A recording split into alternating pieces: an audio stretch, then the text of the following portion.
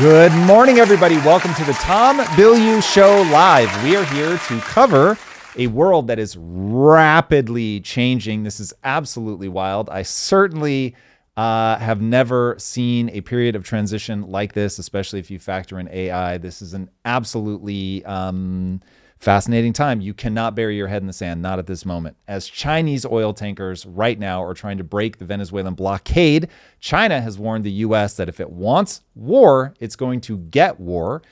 There are people that are saying that we're already in the middle of World War III and we just don't know it yet. So eyes peeled, everybody. Tensions continue to rise over Trump's insistence that America will gain control of Greenland one way or the other.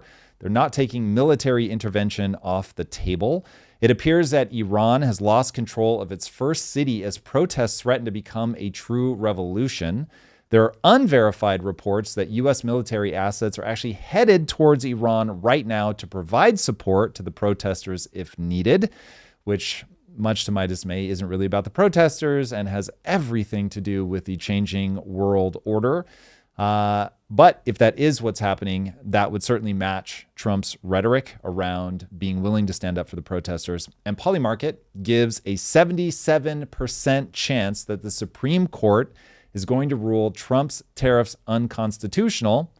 And on top of that, you've got Trump reducing the vaccine schedule from 72 down to 11, if my notes are correct. So, wild times, Drew. Wild times. I think it's hilarious to me, and it's not really funny because we're in the middle of like a war, and there's which part of this exactly is hilarious? We're mobilizing to Iran. Russia's trying to fly everybody out. There's a lot happening. There's a lot happening. I want to just shout out China and the size of their nuts, because the fact that they had the oil tankers in the beginning in the Venezuela, and they was like, "Oh, you just captured the president? Oil tanker." And they just kind of like stared at us. Now, I don't know what happened with the Chinese tanker, but the Russians were also doing it. We got it. But I know that that's been breaking news on everybody's radar about the tankers that's happening in the Caribbean Sea. So if you could give us a rundown of that and let us know what's actually happening. Yeah, for sure. So Chinese oil tankers are breaking the U.S. imposed blockade around Venezuela. The U.S. announced a complete blockade in mid-December of 25 to target the sanctioned Shadow Fleet tankers that were carrying cheap oil to China. Remember, all eyes on China. If you want to understand what's going on in Venezuela, you have to understand the dance that we are in right now with China, Thucydides' trap, declining superpower, rising superpower, the Monroe Doctrine. All of that stuff becomes the backdrop with which to understand all of this. Since the arrest of Maduro, satellite tracking and shipping data indicate that there are at least 16 vessels, many of them super tankers, which are typically used to transport Venezuelan crude to China, which they're getting on discount, and they're not happy about that discount ending.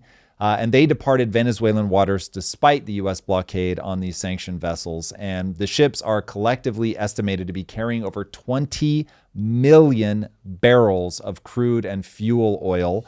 And that's up from the initial estimates of roughly 12 million. Many of them are operating in what they call dark mode, which is without a flag. This is the whole thing about the Russian ship that they tracked down into international waters. They literally, from what it sounds like, ran out and like painted on the boat. No, bro, good. We're Russian. It's all good. Absolutely wild. The way that these stealth fleets fly without flags. They have no safety documentation or transponder signals. All of it's gone. And they do it to evade detection. Some of the tankers that were being used are even using spoofing tactics. So they have fake names and positions. And while their destinations right now still aren't entirely clear, their pre-blockade documents do indicate that their primary destination is China. And then you've got a few that are going to Russia. So it's unknown if the U.S. is quietly allowing these shipments to go. Trump stated that major customers like China would continue receiving their oil. All of this stuff gets so wild because with one hand, you're going to smash people for doing this stuff. And on the other hand, you're going to be like, well, if we piss them off too much, we're going to have a real problem. So you're constantly, from a diplomatic perspective, trying to piss them off just enough so that they know you're serious, but not so much that they actually retaliate. So we'll find out if these vessels are just successfully evading naval enforcement or if this is something that Trump is sort of looking the other way on purpose. Now, also in breaking news, the U.S. did seize the Russian oil tanker Bella 1, at least according to reports today out in the Atlantic Ocean. The tanker was previously sanctioned in 2024 for transporting illicit oil. So, yeah, look, this is really high tensions, and I don't love the leaning into the World War III narrative, but you never know when this stuff starts. I will just say this, that the tensions are high. This feels like here in California, this will make a lot of sense to people. You get a whole bunch of rain that grows all the brush. It looks green. You feel safe because everything is moist and all good. But then you go through a drought. Oh, God, that word is like such a trigger for people. So it all seems like everything is fine until the drought comes, and then you realize, oh, we just completely populated this with kindling. And that's where we're at now. So we've got all these conditions where nothing's, I mean, I won't say nothing's burning, obviously what's going on in Russia, Ukraine. If Iran does collapse, that's almost certainly going to put the U.S. in a stronger position to basically reduce China's non-U.S. controlled cheap oil stream by it's something like 70%. Yeah. And so that's if Iran goes down. So if that were to happen and China lost that vast majority of their cheap oil, that's going to escalate tensions between the U.S. and China. So it's one of those where, man, you've got a lot of kindling for things to pop off, especially with the 2027 deadline where Xi said we are reclaiming Taiwan by then. But you've got Marco Rubio saying, hey, we've got commitments to China or to Taiwan, and we do plan to stick with them. Japan is waiting in the wings too. Like if China goes there, I'm real threatened. So it really is. It's one of those, Drew, I wish I'd been paying attention to politics for the last 20 years to know how much of this is like this kind of thing just repeats over and over and over. If this is just social media makes it all so visible, or if it really is unusually escalatory, which is what it feels like right now. There's just so many pockets of instability. Oh, and by the way, we have looming, we'll cover this more on Friday for sure, but we've got the looming Supreme Court decision around whether the tariffs are legal or not. And if the Supreme Court rules that the tariffs are illegal, that's going to have some dramatic impact on the market. I know better than to think I know exactly what's going to happen, but I imagine something's going to happen, especially if there are any indications in the ruling that the government is going to have to refund, because that's like $600 billion or some crazy number. So that could be wild. And Polymarket's clocking that at 77% chance. So we'll see. Yeah, I'm hoping they don't play politics with that, because we don't even have $600 billion to give back, let alone to get those gains. But so politics is merely frame of reference. So there's no way to not play politics. I used to think there was, but all of these judges are political animals.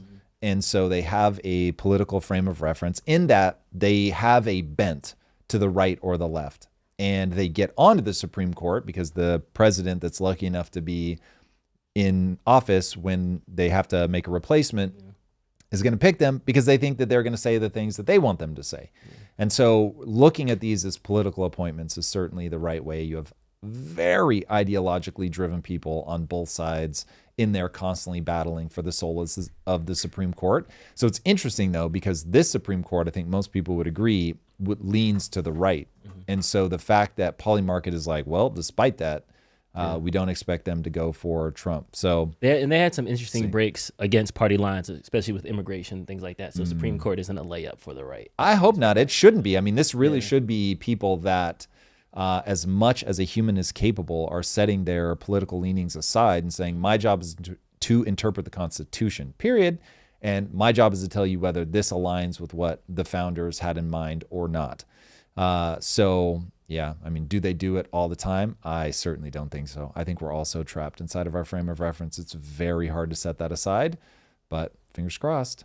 Yeah, you talked about social media escalating it. I'll take it over to President Donald Trump, who tweeted yesterday, I am pleased to announce that the interim authorities in Venezuela will be turning over between 30 to 50 million barrels of high-quality sanctioned oil to the United States of America. This oil will be sold at its market price, and the money will be controlled by me. I just feel like you could have wrote that sentence better. It could have been controlled, but like we didn't need that. But okay.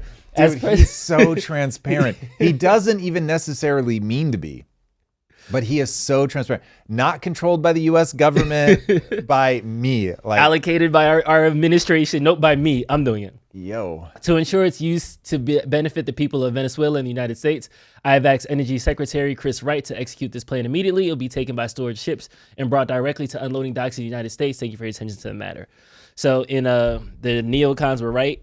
Did we go into Venezuela for oil? I understand we have to break the China regime and all that, but we didn't talk to Xi or anything. We got Maduro in court, but we did also get 30 to 50 million barrels of oil. So, yeah. So is this about oil?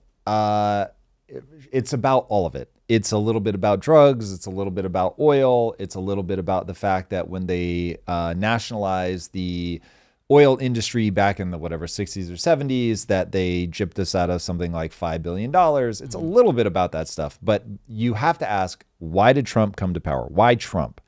Populism. Why populism? Because you have a global problem where you have completely destroyed your economy, you've outsourced your jobs, and you now have a rising superpower that is diminishing your ability to control your own destiny. And so when put in the framework, I'm not saying this is only about China. I'm saying there's a reason it's happening now, because we've had this problem with Venezuela for 50 years. We're just suddenly doing something about it.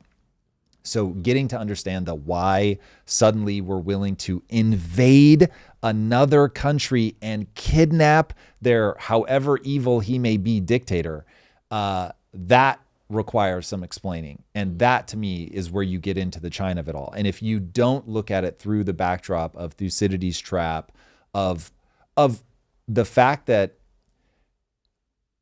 if you look at this moment like it's a game of poker, if people play poker, they're going to understand this. And I don't play it a lot, but you do understand when you're playing, if you're big stack and you, let's say you've got something good off the flop, or maybe you don't have something good off the flop, but you can tell that nobody else does either.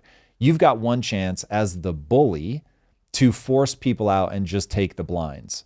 And because you can bet so big and nobody's going to be able to match, you can take people all in and it's like a very minor part of your pot. And so people just start going, I want to live to fight another round where maybe I've got better cards.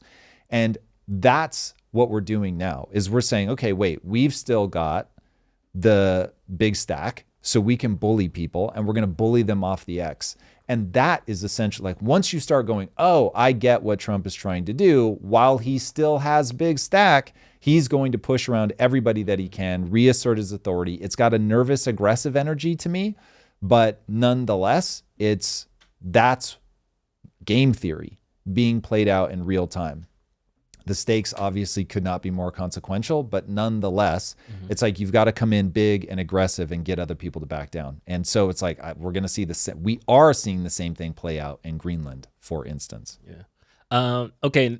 Now this is the other side. The U.S. is now introducing socialism to Venezuela, and they're saying that tongue in cheek. But there was an article yesterday that said the U.S. may subsidize oil companies to rebuild Venezuela's energy infrastructure. He also mentioned yesterday that the oil companies did have a heads up that he was going into Venezuela. So it does seem very much, I have to take care of my corporate interests. I don't know if I have to please the donors. I don't know what that buzzword is, but it does seem like Venezuela is now being unfolded as where days and time is starting to pass. We're starting to see other layers that are within this. So how do you feel about the U.S. subsidizing potentially oil companies to go in Venezuela and rebuild their infrastructure?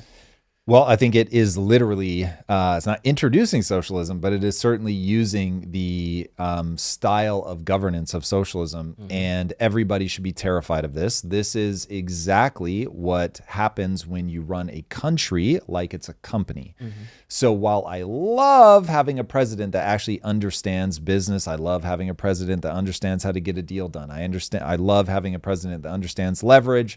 I love that he surrounded himself with people that understand the economy. All of that stuff is absolutely wonderful. The problem is what you're seeing is somebody who's used to running a company.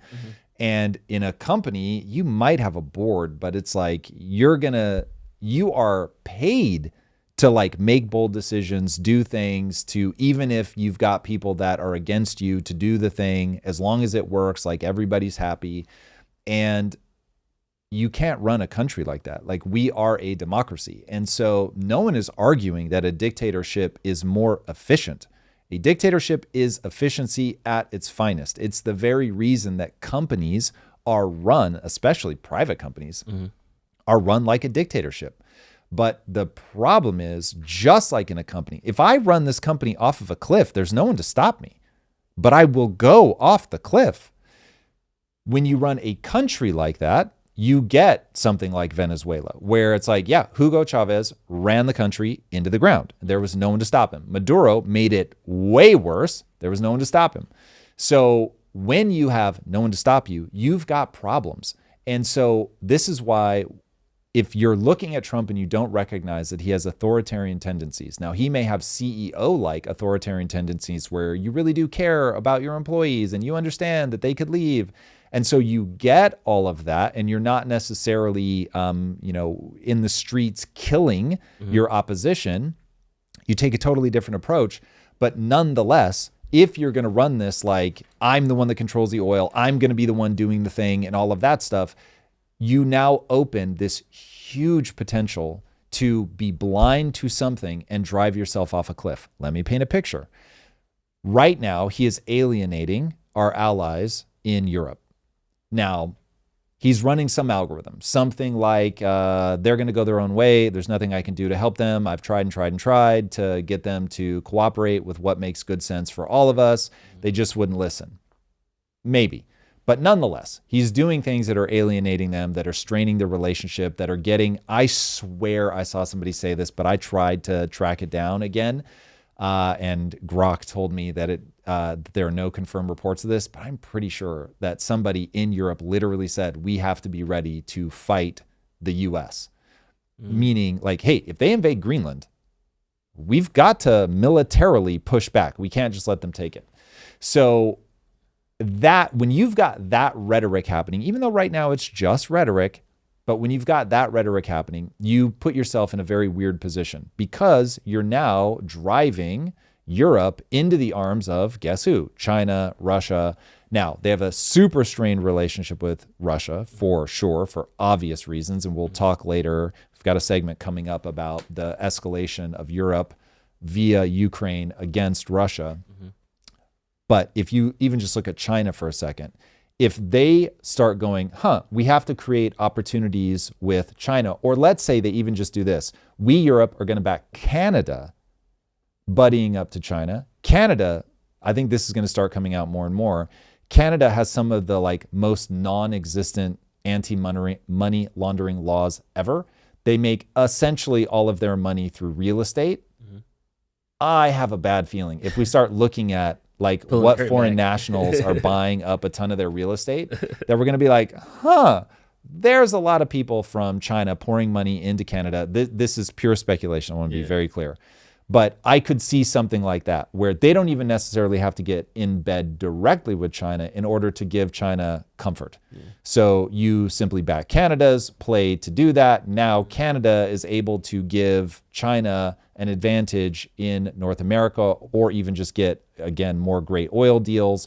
If we continue to rise our tensions with Canada and aren't buying oil from them and are trying to leverage oil against them because, hey, we've now got this Venezuelan oil, we don't really need your oil, they're going to look for a buyer. So if they've got the support of Europe to have a relationship with China, you could see something like that happening. Again, I'm not saying this is happening. I'm just saying, if I'm Trump or I'm advising Trump, I'm like, I'm not going to blind myself to, there is a point at which you bully somebody so much that they go, nah, fuck this kid. Even if it's not in their best interest. Remember, just for green stuff, Europe did some of the most economically suicidal shit ever.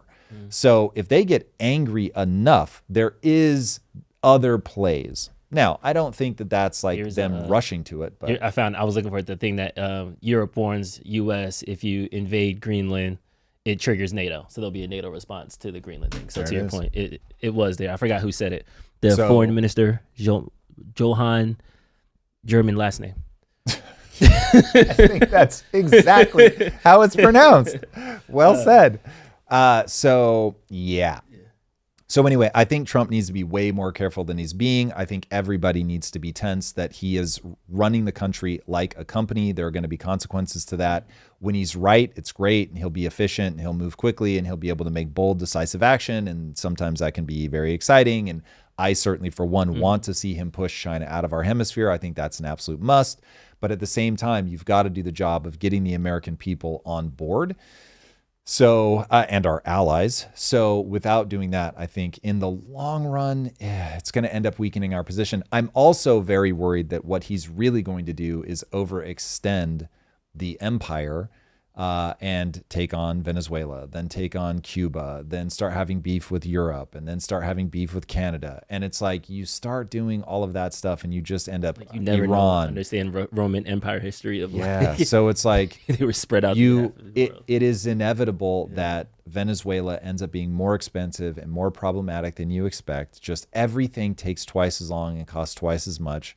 And so you start doing that in a bunch of different places. And it's like, yeah, maybe over a 10-year time horizon that works, but you're in a position right now where your debt to GDP ratio is such that in the next 10 years already you're going to go bankrupt. So you've got all this fraud happening in the US. Anyway, you start putting all these pieces onto the table and it's just like, bro, you need to be a little bit more careful. The US system is designed to protect you from things like that. But he's running roughshod over that. We've got total dysfunction in the relationship between Congress and the executive branch. So it's like, this is one of those where there's going to need to be some restraint. Now, I would love to see Trump self-restrain. That would be wonderful, but it's not in his character. And so that means that it's going to have to come from a combination of the judiciary and the Congress. So we'll see what that looks like. It could start with them shooting down his tariffs. That one could get very complicated, but Chat's backing you up on Vancouver having a lot of Chinese investment. yeah, I'll plant a flag. I'm at the very early stages of researching this, but I have a very bad feeling that what Canada has realized is that, okay, if we're going to be green, we need to have very porous borders, completely ignore money laundering, open up the one thing we've got going for us, which is our real estate market. And we've got to let a lot of Chinese nationals either come in physically or buy up a bunch of our assets. And we're going to realize that Canada, largely because of these hyper liberal policies, open borders, wanting to move away from oil and non-green energy sources, realize, well, we've got to generate our GDP from somewhere. And so there have been watchdog groups that have been signaling for years that Canada has been basically playing a financialized game without any of the guardrails. So that could get wild. We'll see. Yeah, and all this is on the back of Greenland. Can you level set with us on that? Because I also want to put that on the table, because as Trump took in Venezuela and now is dealing with the blowback, one mention of Greenland, and I feel like there's also been similar blowback, joint statements and stuff like that. So before we get into all that, can you level set us about Greenland? Yes, indeed. So if we can pull up number 3, Eric, that would be wonderful. So Greenland is going to continue to be a flashpoint. Trump is saying up and down that we are going to control Greenland. And now that he's got control of Venezuela, this is where I expect people know that he's willing to make a move. This is going to change the way that people approach Trump.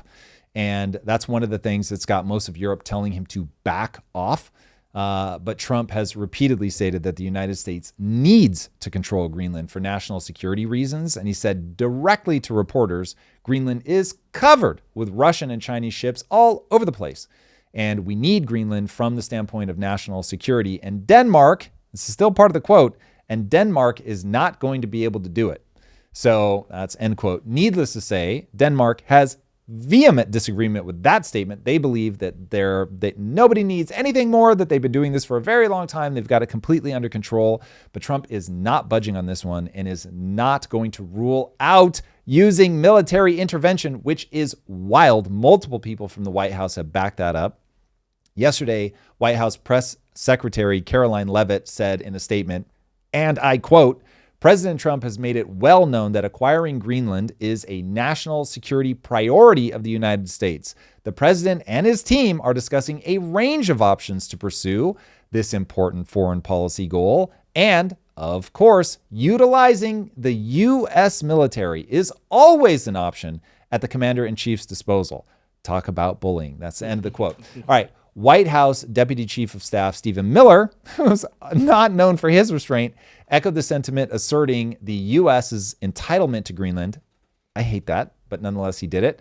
And dismissed the possibility of military opposition. Not that we wouldn't do something militarily aggressive, but that we wouldn't get any opposition if the U.S. does decide to be aggressive. He said, and I quote, "Nobody's going to fight the United States military over the future of Greenland."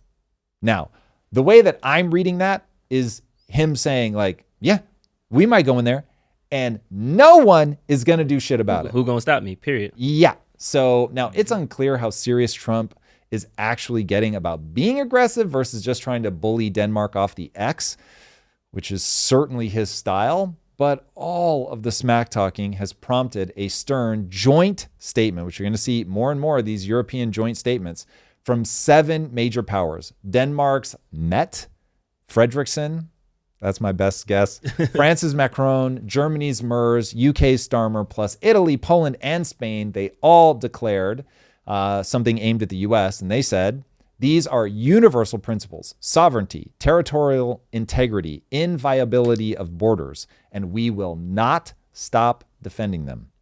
End quote.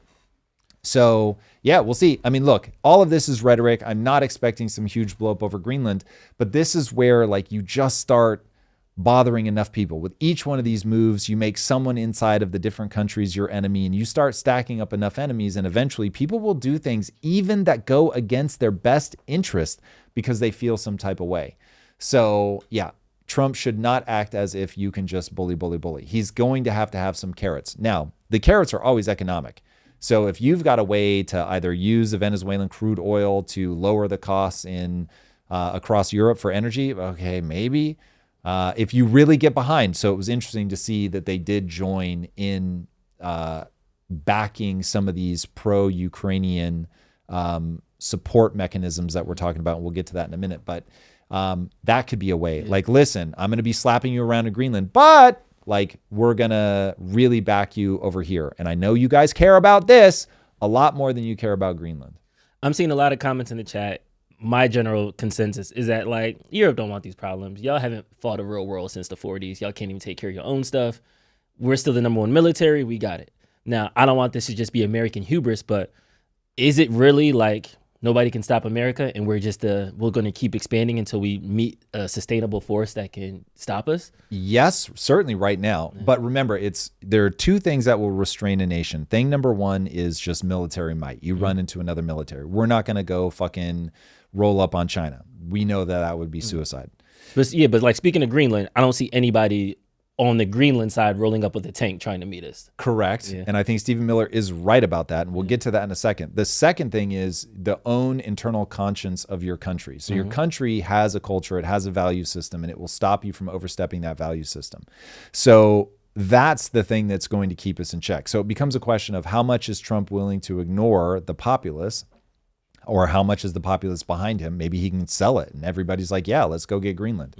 Okay, so those are the 2 forces that can restrain you. Now, in terms of him going into Greenland, if he's really that serious and really is that concerned about something, because you can look at maps and understand why Greenland really is so important. If you believe that Russia is a major problem for you, if you believe that Russia and China, if you can look at your screens, if you believe that Russia and China are pairing up against you, that any potential nuclear strike coming out of Russia would go directly over Greenland, and so you want the ability to intercept or shut it down or whatever, or you're just worried about because I think there's enough melting going on that you're actually at some point going to be able to take ships like through a lane there. I have not researched that. Like, I'm purely at the headline level, but people were saying that like Chinese and Russian ships might have a way that's faster than one of the other routes that you can take because of melting. If that ends up being true, and I don't know that it will, but if it ends up being true and you're trying to protect yourself, make sure that you can control those lanes, then I get why you get on a hobby horse about Greenland and you get really serious about taking back control of the Panama Canal and taking control of this area in Denmark. Greenland, controlled by Denmark. So I get it. And if you do it, certainly Europe isn't going to make that the flashpoint and push back militarily, but you break NATO at that point. You go, hey, NATO is this alliance where we all agree Russia's a problem and we're all going to protect each other should something bad happen. Well, if you've got like a neighborhood watch and you're like, hey, we're good, we're going to keep everybody out, and then you break into your neighbor's house and take shit, they're going to be like, what the fuck? Like, you ran the neighborhood watch. Like, bro, like, this is dead now. We can't trust you. And so Trump, he's acting like he doesn't get it. I think he gets it. I think he knows. Certainly he's going to have people around him that know. Mm-hmm. So that's one of those things. It's like, would anything happen immediately if you break NATO? No.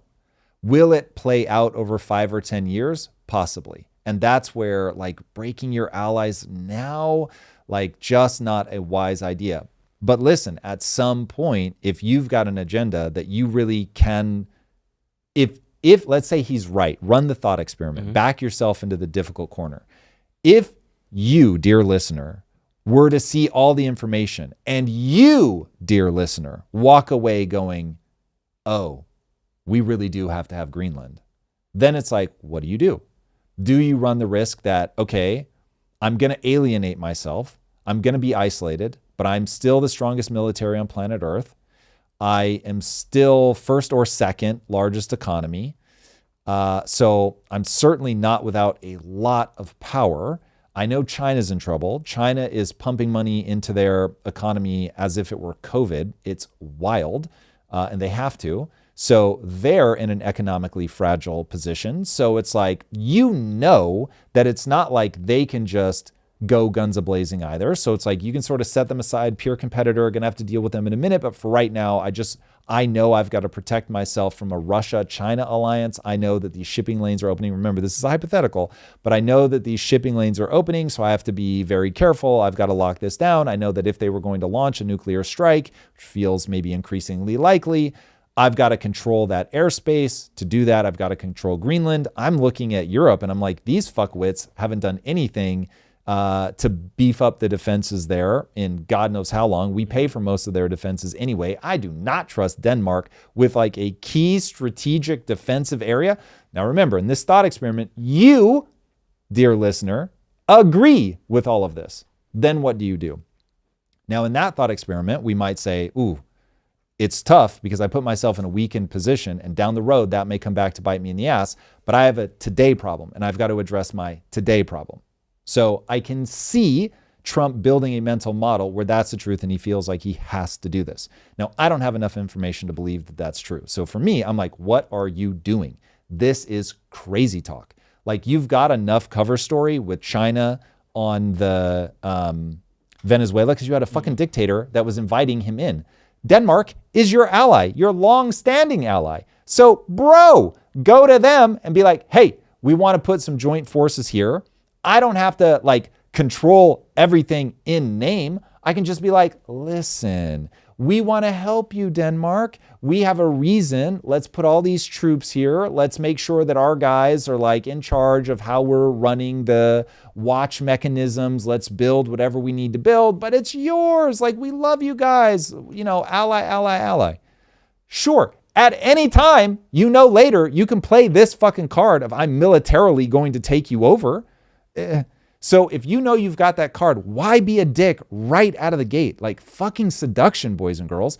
But who am I kidding, Drew? This is the guy that when he flirts with a chick, he grabs them in the fucking pussy. It's wild. And you were seeing this manifest. Like, he's grabbing Greenland by the pussy.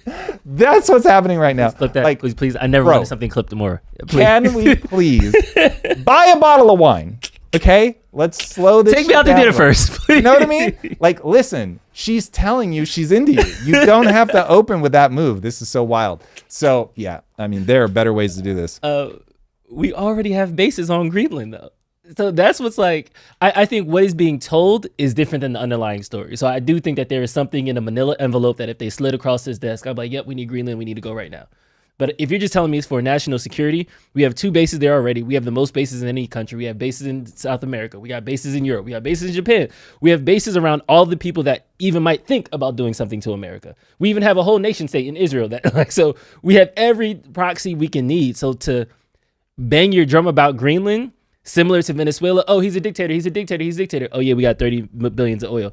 So I'm sure with Greenland's going to be the same thing. National security, national security. Oh, we got a rare earth deal for the next 40 years. Like, there's definitely something else that we're not being shown, that's not being talked about, that is fueling this motivation. Because I don't buy the whole security guarantee thing. Well, so anytime you can advantage yourself economically, that's going to sweeten the pot for sure. And so if Trump is looking at my tariffs might be going away and I've got to, by midterms, I've got to have made things better for the American people. I mean, it's certainly possible that it's just like, okay, I've got a China problem. They can choke me out from a rare earth mineral perspective. I need to solve that. He says he's already solved it. Maybe he has, maybe he hasn't. That's part of it.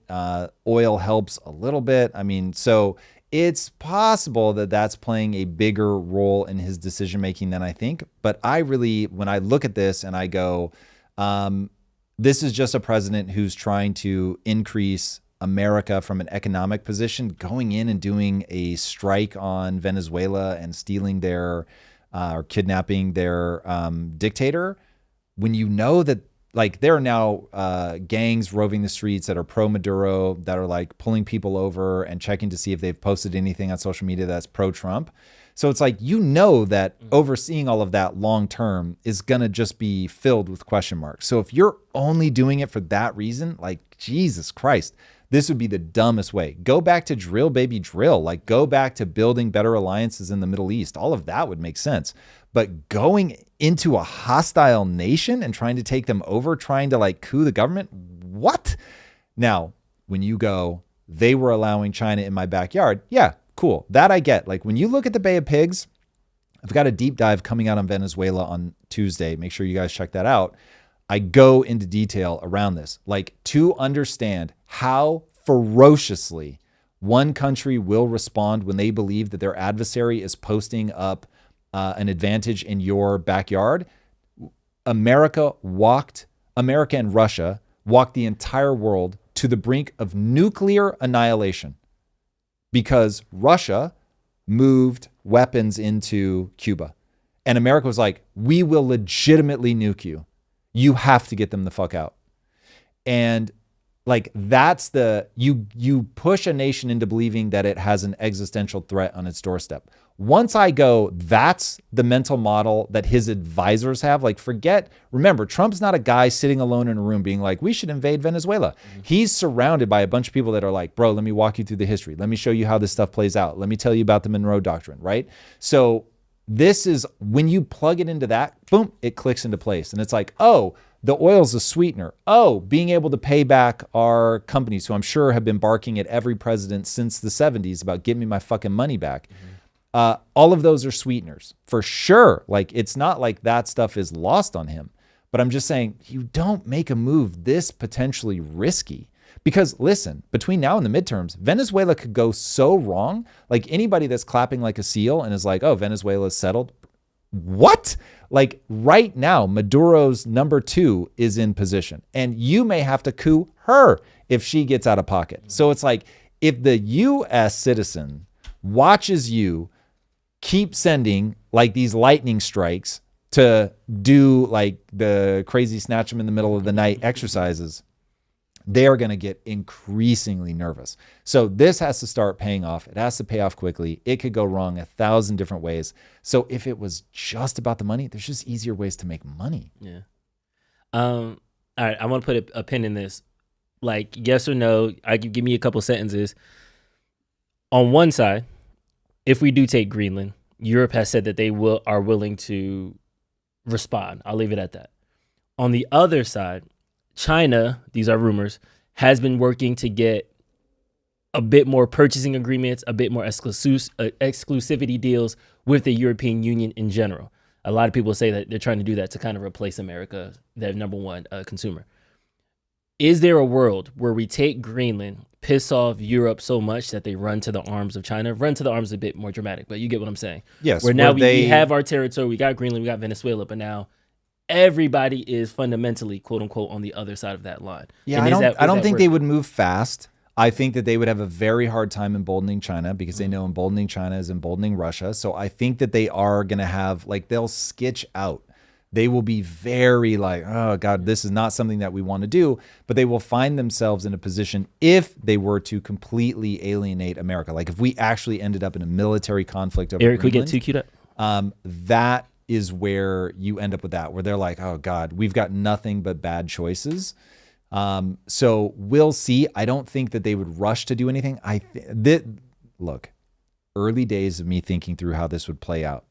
100%. The odds that I think this exact same way in a month are virtually zero. But my initial thinking is it would be some sort of soft relationship with a ton of cover story where you're doing something like turning a blind eye to Canada's relationship with China, that they either start selling them oil or whatever. And so you're not directly getting in bed with China, because I think that puts them in a really weird position. But you have to find ways to make up for what you lose if you get into open hostilities with America. Yeah. But honestly, I think the most likely scenario is they just don't end up in open hostilities with America. I think the most likely scenario is that Trump is trying to bully them. He'll only bully them so far. He'll know to back off enough that Denmark will strike some sort of cooperative deal where it's like, you don't get to call it Trump land, but like you do get to move over security forces or whatever, or we run it jointly, or I mean, it is possible that they sell it. So if they can have a win where it's like, oh, we just generated, I mean, I don't know what the population of Denmark is exactly, but it's not going to be huge. What are we calling it? Somewhere 30 to 60 million? Can we look this up, somebody? Yeah, so it's not going to be like some big crazy number. So it's like if you buy it for billions of dollars. 6 million? 6? 6, that's Denmark. Oh my God. Greenland, so it's I like, say is a couple thousand. Bro, you could make that country wealthy on a per capita basis. Greenland is 56,000 people. There was a Greenland is whatever. Yeah. But if you like Denmark is who you have to worry about. Oh, okay. So if you go and cut a check to Denmark, that Danish citizens either get something put into a sovereign wealth fund if they have one, or it's like pays for reduced taxes, or it's just a check in their bank, and then obviously spill over to Greenland as well. And so the actual citizens walk away going, holy shit, like we just made a ton of money. It's possible.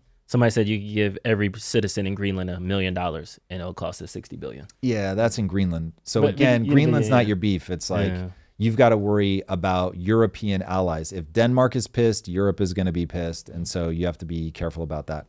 So we'll see. But that feels way more likely that they understand, okay, I'd much rather be in bed with a obnoxious America than be in bed with a very crafty China.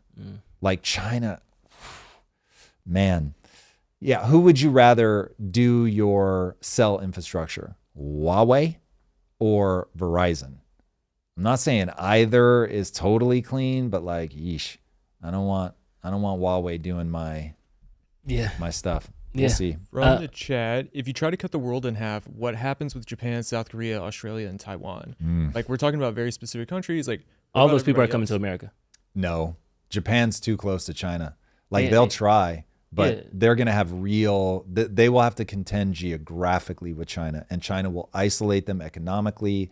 China will be able to, on a long enough timeline, I worry they're going to be able to vassalize Japan. Now, Japan has a very strong economy, but they're in trouble. So right now, their 30-year bond rate is going up, up, up, up, up. And what that means is people don't want Japanese debt anymore. And so Japanese debt for a long time was sort of stealthily fueling the global economy. Like, hey, where do we get all this debt? Largely from Japan. So it's like that's already in trouble. So now what ends up happening to Japan in a world where China is both angry and extremely powerful? They will at some point force Japan to either escalate militarily, in which case if the US doesn't get involved, they just get hammered, or back off. And now it's like, well, China owns geographically from a military perspective, they control everything. Yeah. So now they de facto have a blockade on all of your imports. And in the same way that South America is under the wing of America, you can be as nice or as hateful about that as you want, Japan would be under the wing of China. And so that's sort of what's happening. That's one of the reasons that Taiwan is such a flashpoint, is Japan is like, hell no, we cannot have Chinese vessels patrolling that sea and controlling what can and can't get to us. Absolutely not, hard pass. But they can't stop it unless America gets involved. And so the question is, if we're really dividing the world up east-west, is the U.S. really going to fight for that? I don't know, man. This is where it's like, when people go, you're already in World War III and you just don't know it yet. I'm like, I hate that. Yeah. But you see the kindling. On one side, I just need to pick one. On one side, we got America first. No new wars, no new... That's already out the window. No new empires. On the other side, we have Greenland, Venezuela, and whatever repercussions come with that. Which door do you pick? Right now, knowing what I know, 100% you chill on Greenland. Okay. Like that, just keep Europe your allies. The Russia thing isn't going away anytime soon. Yeah. Russia and China are extremely allied. Prosecute Maduro, get out of Venezuela, call it a day. Prosecute Maduro, make sure that you have a friendly regime in place. Let the world know if you're not friendly to the US and you're in our sphere of influence, there's going to be a fucking problem. And then try not to need to back it up. So if we shore up the Americas and we get Canada on our side, we get Canada to stop whatever madness they're doing in terms of open borders, money laundering, whatever, all of that, and then all the way down to the tip of South America. If we can like repackage all of that with a strong Europe, good relationships in the Middle East, we're in a good position. You're multipolar, to be sure. You're no longer able to get whatever you want, wherever you want, whenever you want it. But if Iran falls, man, Europe still feels like an ally. Canada and all of South America are staunchly in your camp. You are in a very good position, because between taking out Venezuela and Iran taking itself out, bro, China is now in hard times in terms of getting that really cheap oil. It's just them in Russia at this point. So that would be a very good position to be in. Yeah. But, all right, this is actually a good transition. Walk us through Iran. We got it queued up for you. Right. What's going on out there? Yeah, this one is getting wild. Iran is entering day 9 or 10, depending on whose line you're clocking this at, of their ongoing nationwide uprising due to their absolute economic meltdown, which virtually nobody's talking about. It is always about the economy, boys and girls. Always about the economy. If you want a revolt in your country, slash your GDP and inflict something like 20,000% loss of value to their currency in whatever the last 5 or 10 years. I mean, it's just absolute insanity. Iran's rial hit a record low against the dollar, and that has exacerbated food price hikes and shortages all over the place. And that is exactly why Iran is experiencing its most significant wave of anti-government protests since the 2022 Woman Life Freedom Movement. Demonstrations have spread to a reported 27 out of 31 provinces. It feels like it's growing because it includes places that have long time been considered strongholds of the regime. You've got merchants who helped get the current regime in place, by the way, almost 50 years ago. Students and ordinary citizens, all of them are involved. Even the police in some places are symbolically putting their weapons down and waving. Supposedly, these are the reports. Can't confirm that it was the police, but it does seem to be. And these are the people that are ultimately going to be the ones that get the regime toppled. If all of those groups are banding together, and right now rights groups are reporting at least 35 deaths so far. I've seen reports all over the place, down to like 11, all the way up to 35. So little unclear exactly how many, but President Trump has warned Iran that the U.S. is, and I quote, locked and loaded if Iran is killing protesters. There's unsubstantiated reports that we actually have military assets headed towards Iran right now. We'll see if that ends up being true. But all of that has prompted Tehran to send a letter to the UN accusing the U.S. of interference. Honestly, it's true. The U.S. right now is trying to interfere anywhere that it can. So when you recognize that that's increasingly our MO, you will hopefully remember there's no international police. There is only anybody that can inflict violence. And if nobody is going to stand up to the U.S., then the U.S. is going to do what the U.S. is going to do. And right now, geopolitically, allies like Russia and China appear to be distancing themselves from the situation, which is only exacerbating Iran's isolation.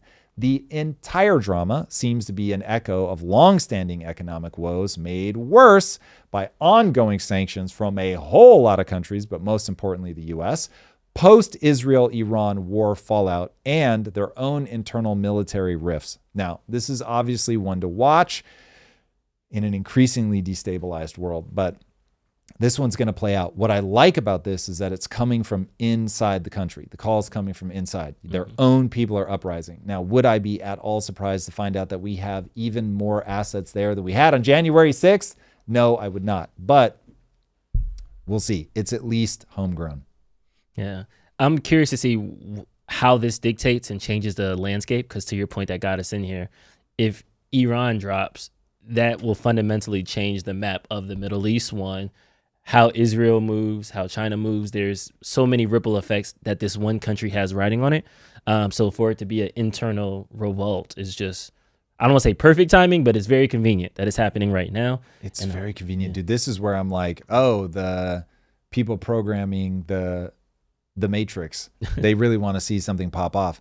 But I mean, look, history just moves in these weird waves where you get rogue waves of everything happening at once. And it's when you start getting populism is when you've got like weird things are about to start happening, because you get things like the U.S. suddenly going from almost like a dormant nation to a hyperactive nation with its hands all over the place. So yeah, we will be watching this one closely, because if Iran falls, you never know what's going to replace it. Remember, it could be 10 times worse. Yeah. Maybe it's better, but I remember the Arab Spring. And it was like everybody had such high hopes, and then nothing really good came of it. Do you think that this changes the game with Israel, Gaza, and those ceasefire talks and things like that? Well, for sure, because you've got so many of those terror organizations are being backed by Iran. And if Iran isn't able to back them, I mean, this is part of why I'm guessing, part of why they've gone so quiet is they just don't have the money to fund the military operations that they might otherwise have. So, so many people said that the October 11th attack was a direct result of the U.S. unfreezing a bunch of their assets, and then they just put that money to work with arming terrorist groups.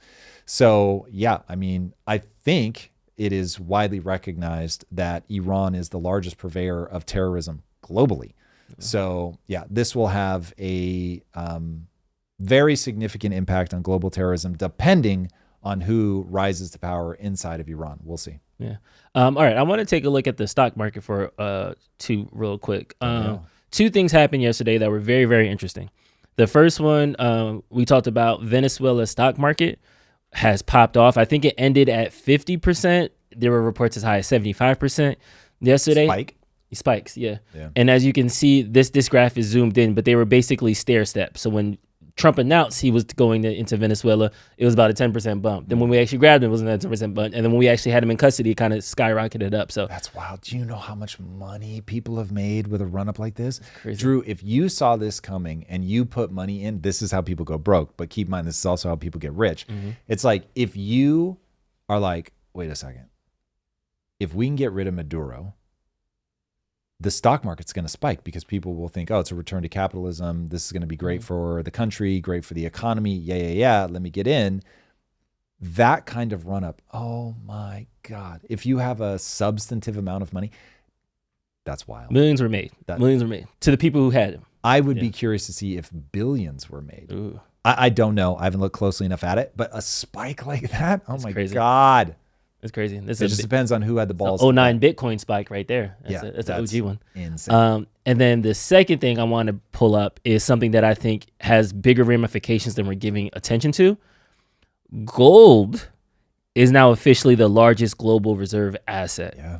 Now, I remember when we talked about it, dollar is the reserve currency of the world, reserve currency. That's why we have this. That's why we're in this position. That's why our empire is number one. Yada, yada, talking point.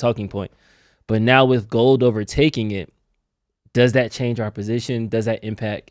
Is that motivating where all these wars are coming from? Because we can't just export the dollar anymore. I won't say that it's motivating where the wars are coming from, but this is a sign of a long-term trend. So when you print money, people are going to slowly wake up to the fact that they absolutely must get out of that currency. Needless to say, I've been banging this drum now for almost 2 years.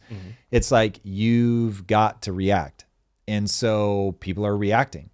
And for me, even seeing the Chinese just aggressive acquisition of gold, I was like, whoa, like they're really going to make a play to back the yuan with gold. And in that scenario, that's another person who's like, yeah, I'm not buying US debt. If Japan isn't able to buy US debt, if Japan has to start selling US debt, oh God. Now all of a sudden the US is back in hyperprint mode. You've got people at the Fed saying that we're going to lower rates by 1%, so 100 bips. And it's like, oh my God, if we start doing that, the amount of debt that will be created, which is the same as printing money, is going to be absurd. So yeah, that's what you see reflected here. This is people going, oh, I actually have to do something about the fact that over the last 5 years, we have inflated the U.S. money supply by 25%. That China is now inflating their money supply. I don't know the exact percent, but like at outrageous COVID levels. So what do you do when that happens? You've got to get into assets. So gold has been around for 2,000 years. Crypto, obviously, or Bitcoin, I should be very specific, a new fan favorite.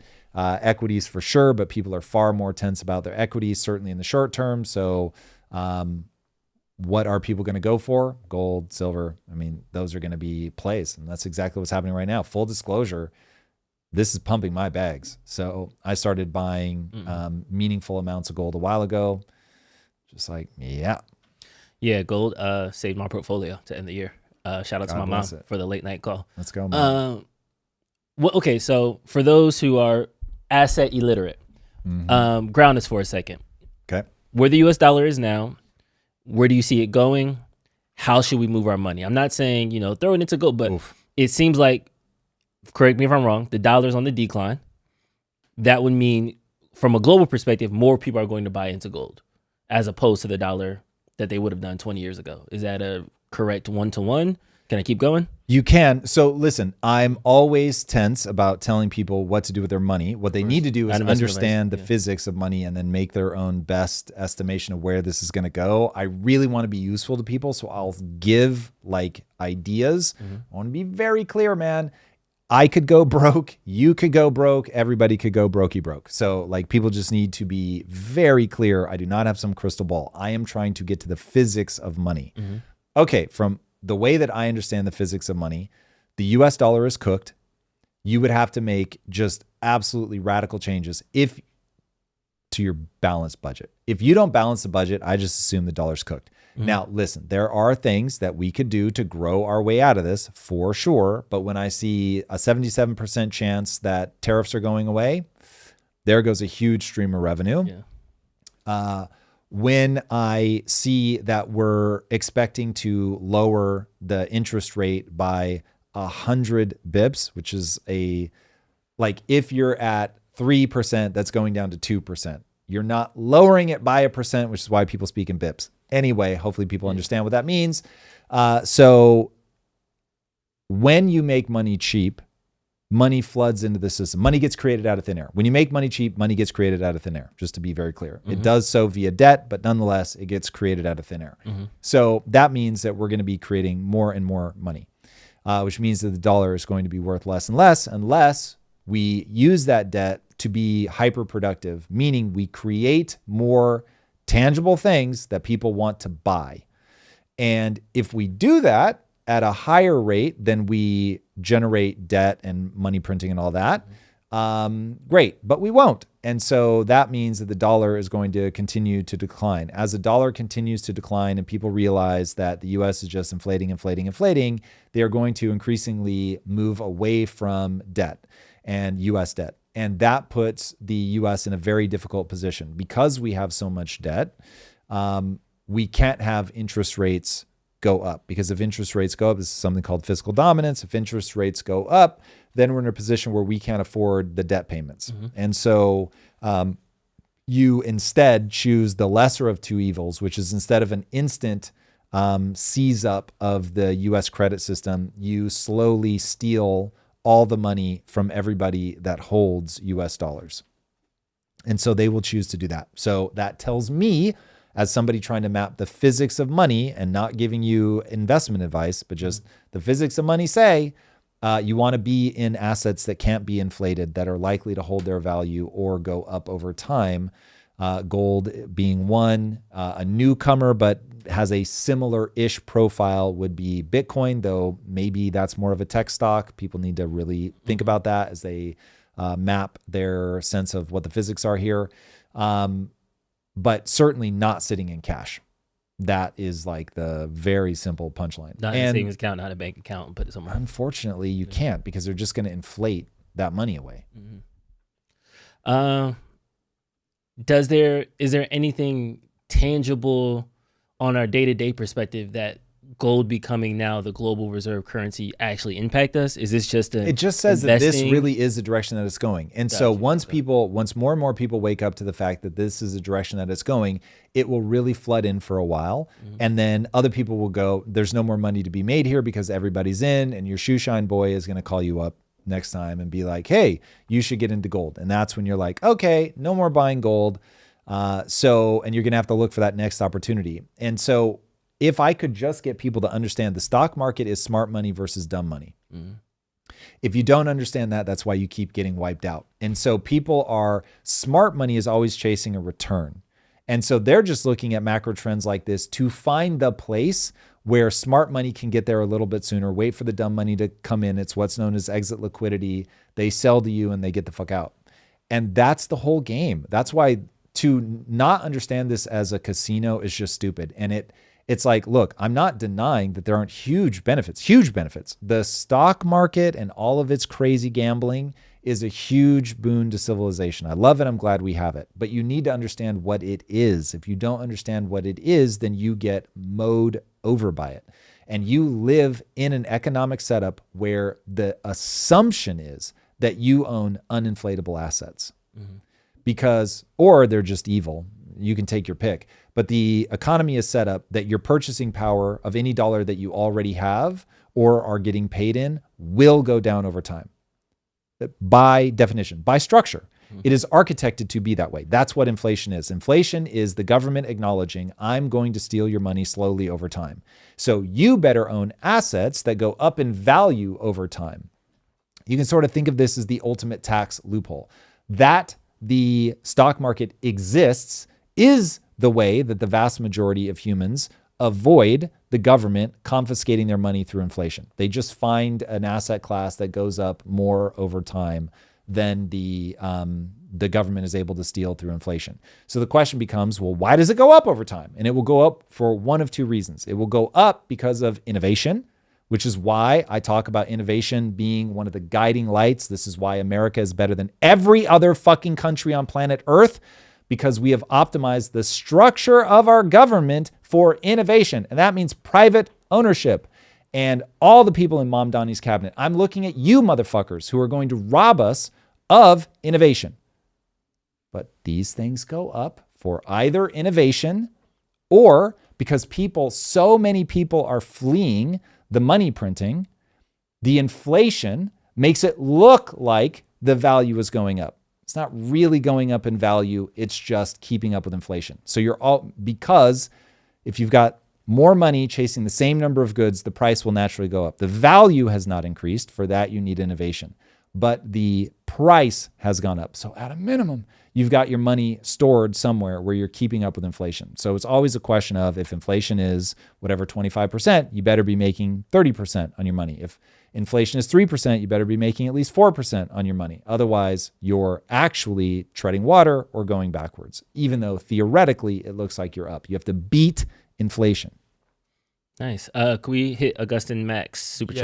chats? And I have two other things in chat that I really want to get to as well, that are really interesting, and we'll tie Nice. this Let's last do hour it. together. But the super chat from Augustin Mac: if gold is spiking and the dollar is on sale, isn't that the time to buy dollars?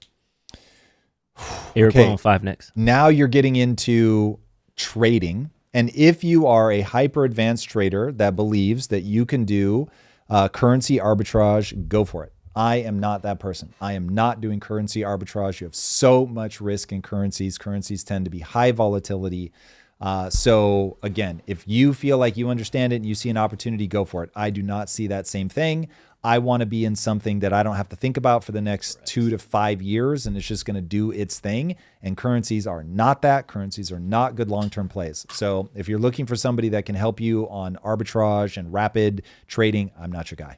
I never lost so much money than I did when I traded Forex. Yeah. You lose I'm not money fucking with instantly. that. Like Nope. it, like Hard you- pass. Like it's literally like it's increasing because the currency keeps changing and all. But I digress. Yeah. No Um, thanks. Someone said the game isn't worth playing, so invest in your Wait. intellect What and game? talents. What game? What game? Investing. No, you have to. Your government, listen, lean in. Your government has made it impossible for you not to play the game. Not playing the game is saying, I'm going to let my government bleed me to death. I need you to hear me on that. They have made housing impossible for you to afford, so you can't even live inside of this forced savings account. That's gone. The other thing is getting into investing into equities, into gold, into whatever. But you've got to get into something that will beat inflation. If you don't, you are moving backwards all the time, and your government is laughing all the way with an unbalanced budget, literally redistributing your wealth as somebody in the middle class, as somebody who's poor. They're redistributing your wealth. I'm not talking about the rich people. They know how to fucking get around it. I made money in 2025, not just from impact theory. I made money off of my investments because I'm growing to understand it. The rich people redistributing their wealth, I get why some people get all excited about that. But I'm telling you right now, inflation is redistributing the wealth from the middle class and the poor to the most inefficient system in the universe, the government. So please, please. I hate that you have to master it. I think it is immoral that you've been put in this situation. I think every government owes their citizens the right to have a currency that they can just save their money in, and that money will retain its value. But we don't live in that world. We live in an immoral world where central banks print money, and every empire that has ever existed has done this to people. So because of that, and I feel your pain, but because of that, you must pay attention. Ooh, ipso facto on that one. So facto indeed. Last one. Where does maintaining an empire and Western Hemisphere dominance fit into the balanced budget equation? How can a nation using sound money be a global superpower? This is a great question. Holy Jesus. Okay, so one of the reasons that everybody ends up printing money is I don't know that it would be possible to be a great superpower if you can't print money. Therein lies the sticking point. So the reality is that a central bank comes with huge benefits. It just steals relentlessly from the middle class and the poor, and it creates massive inequality. So what do you want? I can tell you how I think it should work. You should have a central bank in times of necessity. And so if we go to war, you spin up the central bank, you spin up income tax, all that. And then at the end of the war, you stop it all. But nobody ever stops. They go, ooh, I really like all this stuff. And this is why when I have somebody that wants to work for me as an independent contractor, I'm always like, you're going to be in tax trouble. I can basically guarantee it, because they love the extra money and they somehow convince themselves they don't actually have to pay that tax. And it's like, bro, you can have the money in your pocket. If you actually know how to invest it, you are advantaged by getting to hold that money for the year. But I'm guessing that you don't do anything with it. You spend it. And at the end of the year, you're like, oh, fuck, I now have a tax bill. And you're in a terrible position. I've seen that happen over and over and over. Remember, as an employer, do you know how many people I've had to, at the demand of the government, I've had to sequester their wages? It happens a lot. Like a lot. So, yeah, I know that people are not good at paying their taxes. So, alas, people need to understand the human tendency is once the good times start rolling, baby, they just cannot stop. And this is why every empire ever has fallen. They money print and it just feels too good. And they print more and more and more. And if you've got Venezuela, why not take over Cuba? If you've got Venezuela and Cuba, Brazil looks pretty good. It's like, and you overextend. It is so fucking predictable. It's hilarious. Mm-hmm. All right, we need to go over to Paris, the summit, the historic security pledge that European allies and America gave to Ukraine yesterday. This was like a talking point for Zelensky for a very long time. We didn't want to give it to him. Now he has it. Hopefully this can be another talking point that can turn the ceasefire talks. But just like Russia has done in the past, they said, yeah, I'll meet with you. And then nothing ever changes. So. Yeah, okay. Things are getting wild in Europe. European allies have rallied behind Ukraine with historic security pledges at the Paris summit that happened yesterday. It was admittedly a significant show of transatlantic unity amid ongoing tensions with Russia. You had leaders from over 30 European nations alongside representatives even from the US and Canada. They convened in Paris to formalize robust security guarantees for Ukraine. The gathering has been dubbed the Coalition of the Willing, and it marked the first time that the U.S. has explicitly backed such commitments, signaling a potential shift towards a fortified post-war framework if a ceasefire is able to be reached with Moscow. Everybody's basically like, well, if you get a ceasefire, then we're going to do all this stuff, which I think disincentivizes Moscow from doing it. But anyway, that's the deal. Nobody's going to do it right now. They're like, you first have to get to that ceasefire.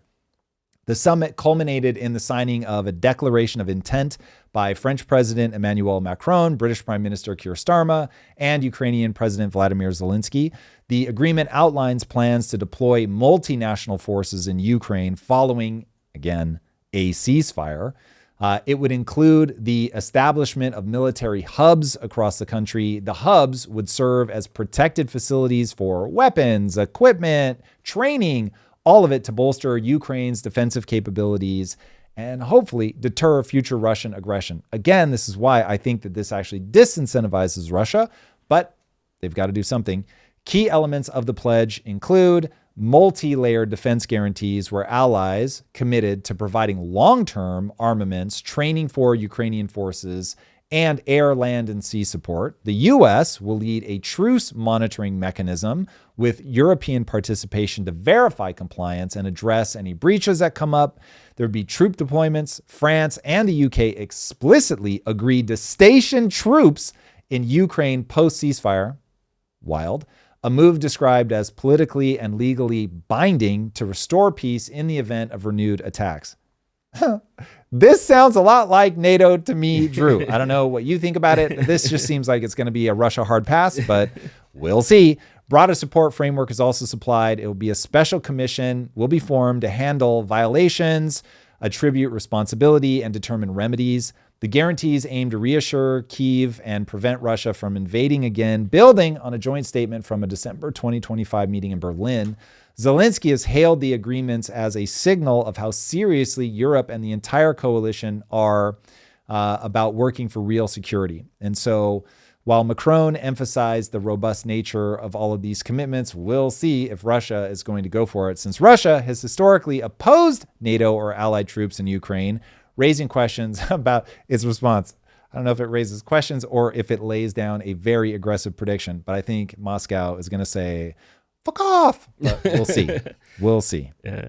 And then continuing that, the Hungarian prime minister is accusing the EU of just going to Ukraine for money. Yeah. Hungry.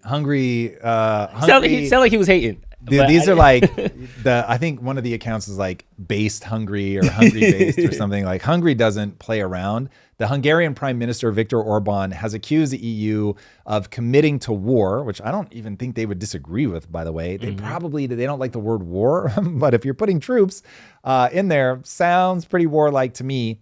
But what I know they would disagree with is Orban is saying they're doing it for financial gain. He put out a press conference, pretty fiery, where he alleged that European Union leaders in Brussels have secretly decided to escalate their involvement in the ongoing Ukraine-Russia conflict, framing it as a deliberate push towards war. Say that again. Framing it as a deliberate push towards war. That basically they're money grubbing and they want to see this continue because they want their money back because they've invested a ton. And so Orban's direct claim is that the EU is holding military councils and is determined not to lose the war, primarily to recoup substantial financial investments that they lent to Ukraine. Orban has argued that the only way for the EU to recover its funds is if Ukraine defeats Russia.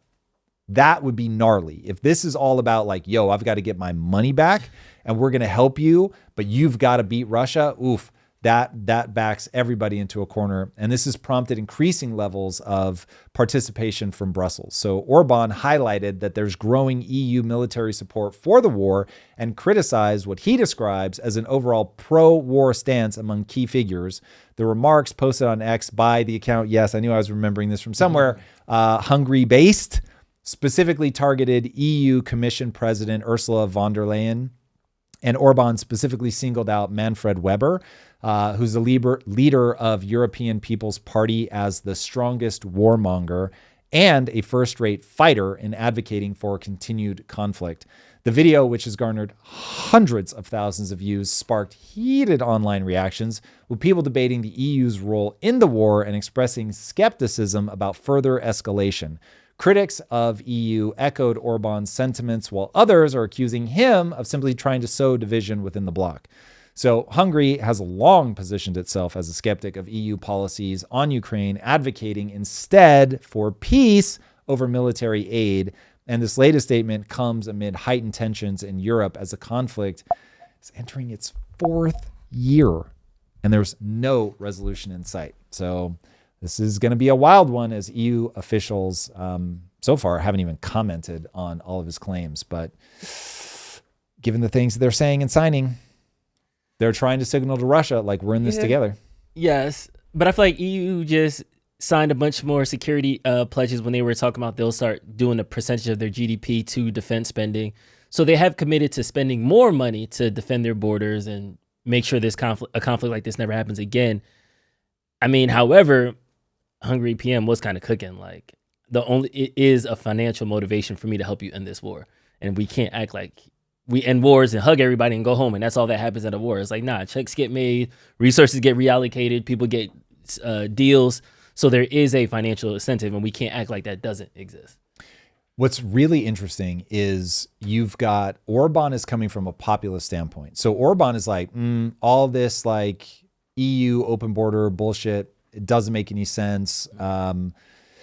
We've got to batten down the hatches, protect our cultures. You see something very similar happening in Poland. I don't know the stats as well on Hungary's economy, but Poland's economy is doing gangbusters because of that sort of like, listen, we're going to take a very strong economic stance. We're going to lean way the fuck into capitalism, like fuck all this socialist bullshit.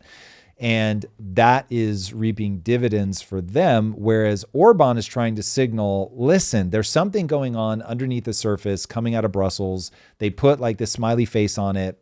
That's not what this is about. This is about something else entirely. If he's right that this is just an economic grab and this is like, they don't care about anything else, it gets at the more what I'll call conspiracy minded people around, like Brussels just wants the Great Reset. They want to have their borders flown wide open. They want you to own nothing and be happy about it. And so we'll see if that really ends up being the play, or if, as the increase in their defense spending indicates, because I actually think it indicates something slightly different. That to me is them going, Russia might really be a threat to us. Russia might have territorial intentions that spill over into Europe, and we've got to be ready to defend ourselves. I think their additional spending there is also a signal that we can't really count on the U.S. anymore. The days of honey and wine are over. We're going to have to deal with this ourselves. So that I think is good. I think them spending that money there is the right thing.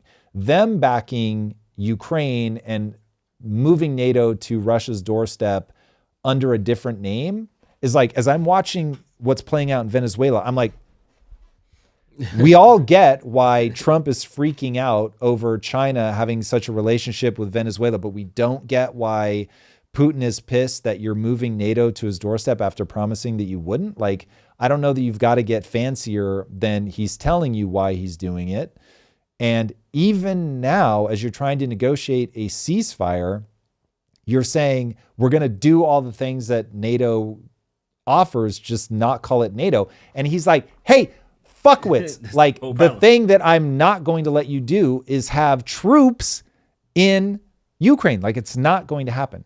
So, man, I can't tell if Europe has like a sinister underbelly, if they're just playing a big game of FAFO, or if they really have reason to be afraid of Putin. I don't know. And because we can't read each other's minds, we find ourselves in the situation where we're like, okay, you're saying those things, but do you really mean those things? Yeah. So yeah, Europe acting as a bloc makes sense. Europe letting in refugees from Africa makes no sense. So I'm not sure like why they don't group up and say, we're effectively going to be the United States 2.0, but in Europe. We're going to have one currency, word, but we're going to have this like dynamic tension between the states and the federal government. And we are going to let people essentially vote with their feet in terms of which economy they think is the best. And so people get that real-time feedback of like, oh shit, I guess what we're doing isn't working. So that would make all the sense in the world. But right now, I don't know why they're trying to expand into Ukraine when Putin has made it very, very clear. That's a hard and fast no. And maybe it's just as complicated as America has Canada and Mexico, which right now are not two violent rivals. Mm-hmm. Though, okay, period. That's one idea. Let that float in a thought bubble. But we used to be at war with Mexico. And so we have been able to like make things pleasant enough that we've been sort of in homeostasis with both Canada and Mexico. So I don't know if we're because of the Catholic heritage, maybe that we have enough in common with Mexico that we're able to like hit equilibrium. I don't know. I'd really have to think about why they don't have a superpower behind them trying to say that America is the devil and we need to take them. Sort of. I don't think that's really the issue because Europe has had beef with Russia for a very long time. Mm-hmm. So we need to really look at, is this a value system collision? Maybe. Or is it something else? I'd have to think about it. I'm thinking out loud and I vowed not to do that. So I'll stop. I feel like Putin's gonna be like, yeah, cool, but no. Like I feel like the security agrees, all these things are great for Ukraine and Zelensky can sleep well last night, but I feel like Putin is nothing changed for him. He's still on the same vibe. I think all these agreements and meetings and peace things hasn't necessarily solved the one issue that he has. So not at all. Like this is moving in the wrong direction. So I don't see how they think this is going to play out. But you've got the U.S. signaling that they're with it too. So I don't know if that's just Trump who's so pissed that Putin hasn't allowed him to end this war in the way that he wanted. Putin is the ultimate cock tease. It's hilarious. Like he makes Trump think, no, we're really going to do it this time. And then every time is like, nope, psych. And that clearly is driving Trump absolutely. Sure, has been walking around with blue balls for an administration and a half. So, yeah, here we are. Promises made, promises kept. Thank you, President Trump. I feel icky about this because this is the first time I think I've outrightly agreed with what Trump is doing right now. And I need to process those emotions. But today, the Trump emotion is proud to announce the United States of America updated childhood vaccination schedule. This schedule is rooted in the gold standard of science and widely agreed upon by scientists and experts all over the world. Effective today, America will no longer require 72 jabs.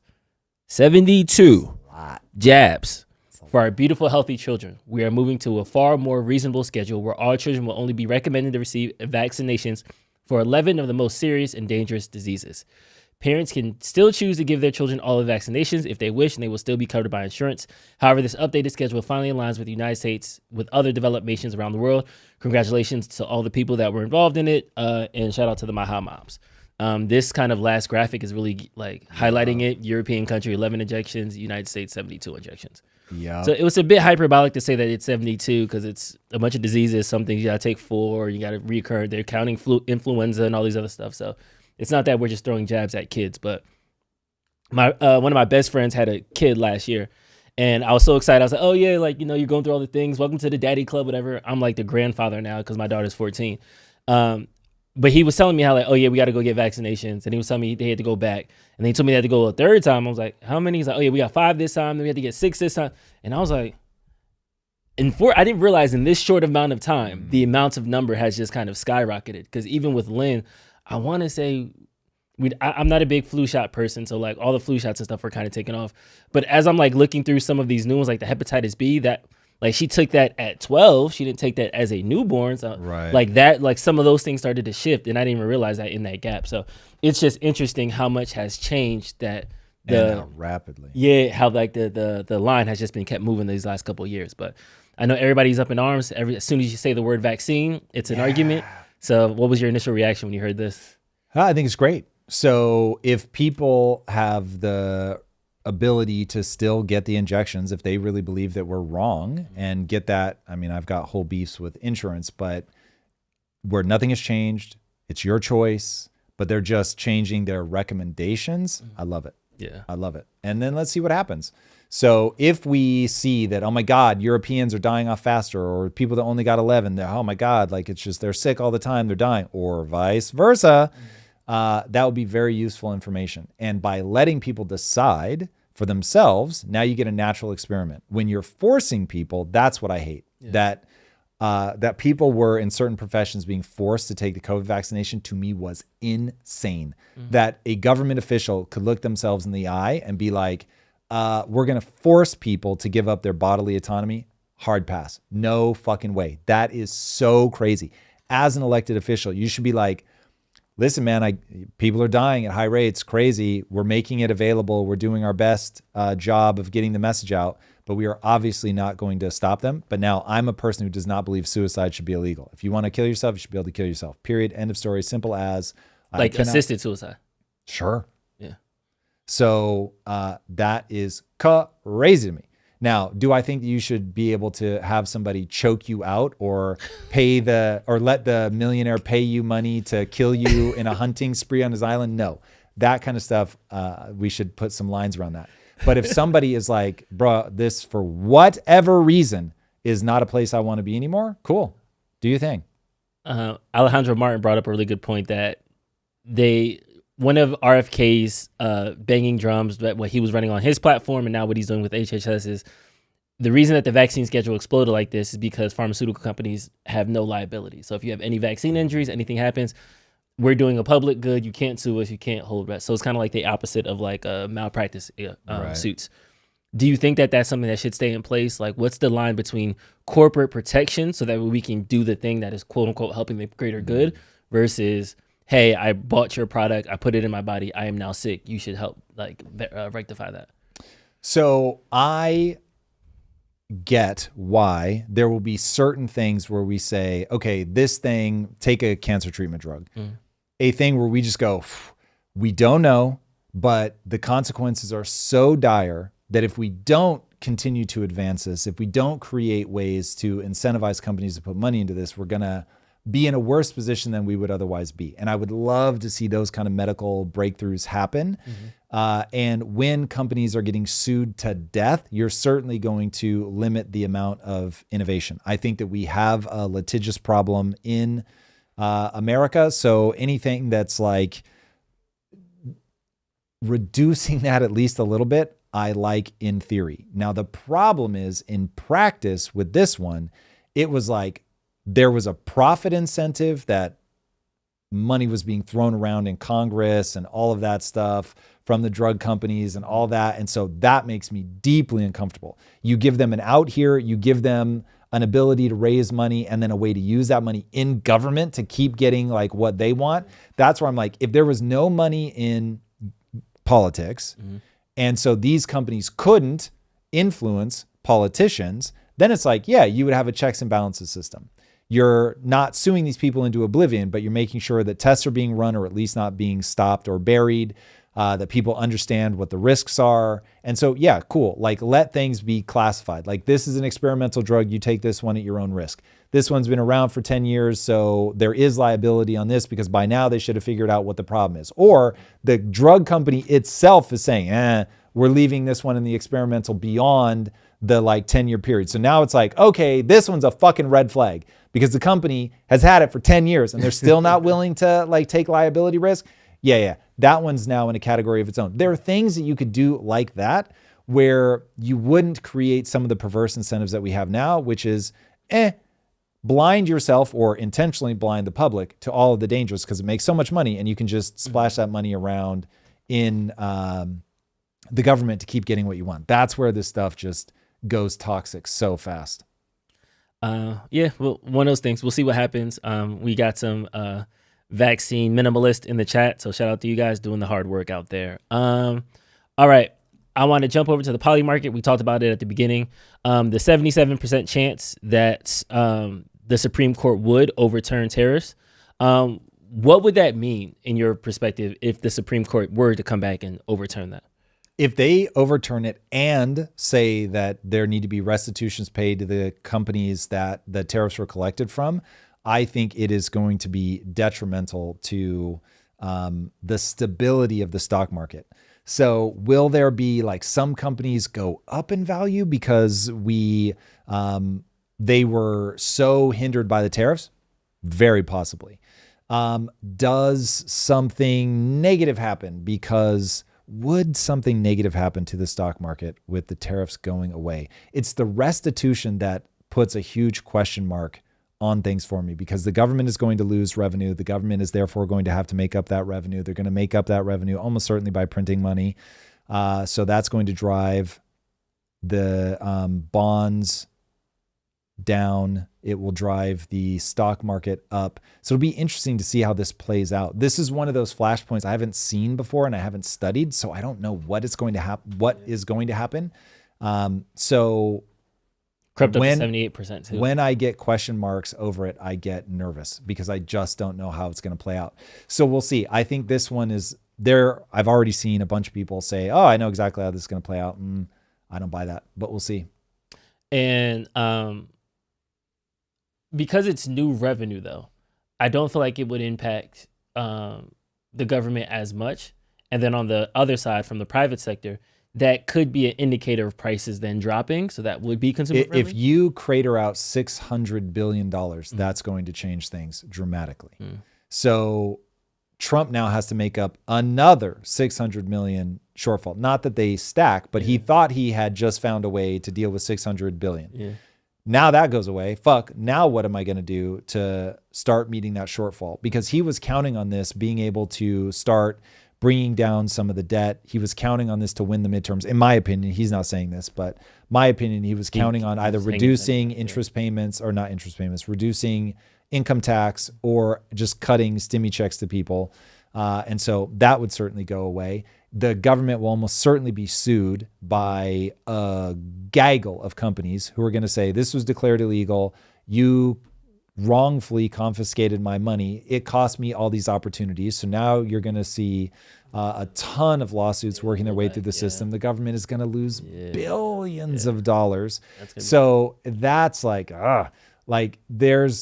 it's just an unknown bomb dropped in the middle of the economy. So I do think, though, that you're going to see some companies be wildly, not advantaged, but they'll be returned back to the state that they were in before all of this happened, because a lot of companies were put a strain. This will be beneficial certainly to China. That's not great. It will reduce a bargaining chip that Trump has. That's terrible. So yeah, this one is a complex biological system that I'll need to see as it begins to actually work its way through to start actually mapping what's going to happen. Gotcha. And now a new segment I just invented called What's the Poly Market Bet for today? So today I'm looking at what would happen before GTA 6 is released. The number one choice is Drake Man releases Iceman, What's Drake? Uh, Sorry, not what's Drake. What's Iceman? his new album. Oh. So he's still releasing music. Didn't he release an album that sort of went nowhere post Kendrick beef? It was like a love album with Party Next Door. It was like a collab on Valentine's Day. So it was kind of like a mixtape. So not a big deal. Yeah. A tester. A tester. It didn't go well though. No, right? but it was a single. Yeah. That No Kid Who Calling My Phone. Is this Stacy? All right. Nope, don't know it at all. Yeah, he had a couple. Okay, singles so he is going to attempt a comeback. How do you think that's going to play? It's not a comeback though, because Drake didn't really go anywhere. You don't think his reputation has been entirely savaged? Kendrick Lamar has tarnished his reputation on the world stage. Savaged. However, when you go into the spaces that plays hip hop music, Drake still spins. When you talk to pretty girls, they still listen to Drake. They just don't tell people. When you leave the Los Angeles metro area, people are still playing Drake. So I feel like it was one of those things that like the internet hates Drake, Right. but real life people are still selling out his shows. Interesting. He went on a world tour last year. Really? During the whole thing? During the whole thing. Interesting. Do you think that 50 is going to do a documentary on him? If he touches little boys' booty holes and has baby oil, maybe. I don't know. I don't know if the memes are real, but I've certainly seen intimations that Drake is also a pedophile. that 50 has his eye on a documentary on Drake and one on LeBron. Really?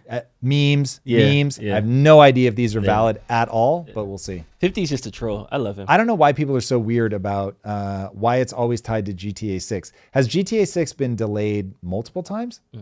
It was supposed to come out end of last year, right? It was definitely supposed to come out in 2025. Yeah. Fair. But like, was it supposed to come out in 24? Isn't it also like one of the longest running? Like it's taken a long time to develop. Yeah, because Yeah, sort of. GTA 6 or 5 7 dropped years. Yeah. So 6 or 7 years with 2 pushes makes it like Yeah, okay, I what's guess. actually gonna happen? I don't know. That one, given the scope of that game, I'm not at all surprised. Some of the other answers on here: GPT-6 would be released. A Russian-Ukraine ceasefire will happen. Well, GPT-6 is basically guaranteed. Yeah, that one's they'll guaranteed. try to get that out as fast as possible. In fact, yeah, I'm not surprised that's so high. A new Playboy Cardi album. The ceasefire, that one seems crazy. I am way out of step with Polymarket. They either think that GTA 6 isn't going to be released essentially ever. Do you see a Ukraine-Russia ceasefire in the next 2 years? But is it going to take 2 years to be released? Because I'm still on the November. That's what I'm saying. I don't think like, so. And people are saying that we'll get 65% of people think we'll get that before we get GTA 6. They must have misread the Paris summit. Trump out as president, 52. China invades Taiwan, 52%. Oof. My favorite one, Jesus Christ returns, 49%. What? People spend real money on that? 7 million in volume. Our economy is not real. It's a bunch of degenerates. That deserves love. He had that one on tap. Well done, JP. What the actual fuck? How is that possible? This is what people actually believe. People are putting their own real money. This has got to be people trolling, where it's like a bunch of $5 bets. And there's just so many people doing a trolling bet. This is the highest one out of it's the highest volume, yes. And then the second one, Bitcoin hits $1 million. More people think Jesus Christ will return than that Bitcoin will hit $1 million. It's crazy. Wow. It's crazy. Okay, well that tells you what people think about Bitcoin. And that is the Polymarket update of the day. Crazy. I don't know whether to be like more stoked that Jesus might be coming back, or that people don't believe that Bitcoin is ever hitting $1 million. Come on home, JC. They talking about your name. They blowing stuff up. We need you right now. That is crazy. Okay, hold on. I have to ask. Forgive me. Do you think Jesus is coming back physically to Earth? Do I think Jesus is coming back physically to Earth? Jesus himself, and I'm saying this based on the book of Revelations, isn't like some dude is going to be like walking down the street. So it's a lot of analogies and inclinations of what the state of the world would be that would create the environment for the rapture itself. So when people say Jesus is coming back, they're conflating that with the arrival of the Antichrist, the 4 horsemen, and then the rapture, all the people disappearing. Right. Because that's the first wave. Then there's going to be a second wave of people saying like, hey, are we doing this or not? One last chance. Nope. Okay, now we're separating it. That's the day of judgment. And that's when you're at the pearly gates. Jesus will come back. St. Peter. Excuse me. All that stuff. So people think the rapture, all of it is going to happen before GTA 6. Well, you've seen what happened in Africa with the prophet who built all the boats. Like some dude named he was the Oh, second there were coming a lot of people that of Noah. sold like all their stuff, Mhm. but I didn't think it was $7 million worth of betting worth of people. Hey man, there was a that- I think it was in Ghana. I don't know what African country it was, but it was literally a line of people waiting to get on the ark for the flood that never came. And then he went to a concert the next day and was like, "Yeah, he told me God told me he wanted to save more people, so he said he'd give you all the time." Obviously. I want to know how long before the flood didn't happen did he have that argument lined up? Michael B. Geldner, Jesus is actually an historical accurate figure. He did live, he did exist. So people are calling it kind of like Islam, how Muhammad is an actual world figure and the religions prop him up into this godly deity. But both Muhammad and Jesus Christ were real people. They did get crucified, all that stuff. Cool. They did get crucified? Muhammad didn't get crucified. Didn't he get crucified? He got killed or something. Somebody? I'm going to need someone to chime in. I actually don't know how he died. Yeah, I thought he got crucified or like Did he get killed in stoned in that way that people used to kill people. We need to look that up. Yeah. I see typing Muhammad, over He there. died in 632 CE in Medina after a brief illness, likely a fever, following his return from the farewell pilgrimage. Yeah, that sounds way more likely. I thought he got crucified. No. Well, I'm not an Islamist. Sorry, guys. All right. Since we're in Israel and we're talking about Jesus, You got taken out by a SEAL team. Java man. Easy there. this is like what happened. They creeped in. They stole him and his wife. We got to talk about this developing story about Netanyahu. Netanyahu is Mr. Untouchable, bro. Like, you can't say nothing about, like, all the anti-Semitism and stuff. We'll put this to the side. We're talking about Israel as a country. Disclaimer. Yeah. Netanyahu is a gangster, dog. Like, he told America no. He told Trump, come over here and bomb Iran. He had a arrest order on him from NATO, international sanctions put on him. And now the judge that is presiding over his case has just had a motorcycle accident. Untouchable, bro. Let's hear about it. All right. It's true. A judge connected to one of Netanyahu's corruption cases was killed in a motorcycle accident that has the internet absolutely losing their minds. On January 4th, 2026, Judge Benny Sagi, the president of the Beersheba District Court, was killed in a motorcycle accident on Route 6 near Ashdod, Israel. According to official accounts, a vehicle that had been driving off-road suddenly entered the highway and collided with Sagi's motorbike, causing fatal injuries. Paramedics that arrived on the scene described the incident as shocking, pronouncing him dead right there on the scene. Sagi's connection to Benjamin Netanyahu's corruption cases stems from his role in handling aspects of Case 3000, which is known as the Submarines Affair, which involves allegations of corruption in Israeli naval procurement deals. Now, to be very clear, Netanyahu has been questioned in this case, but he's not been formally charged. And importantly, Sagi was not the presiding judge over Netanyahu's primary corruption trial, which encompasses cases 1000, 2000, and 4000, which involved gifts, media influence, and regulatory favors. That trial is being heard by a panel in the Jerusalem District Court. Despite this distinction, however, numerous reports and social media discussions are portraying Sagi as the judge overseeing the main Netanyahu corruption proceedings, fueling a lot of misinformation. But I think as we all look at this tragedy and we think about what really happened, I'm sure I speak for all of us when I say, I just want to know what Candace thinks. Once we hear that, we'll know what really happened. She's the voice of sane reason, well-researched journalism when it comes to the question of the Jews. So we'll see. I'm kidding. So yeah, I think people are over-dramatizing this one. Look, it could end up being super corrupt. And if you watched House of Cards, you know that just because he's the one on the side case doesn't mean he wasn't either the easy one to take out or somehow a linchpin to other things. And it could be also replaced with a just more be an accident. friendly judge and all these other things. But so who knows? We will need to see this play out in the fullness of time.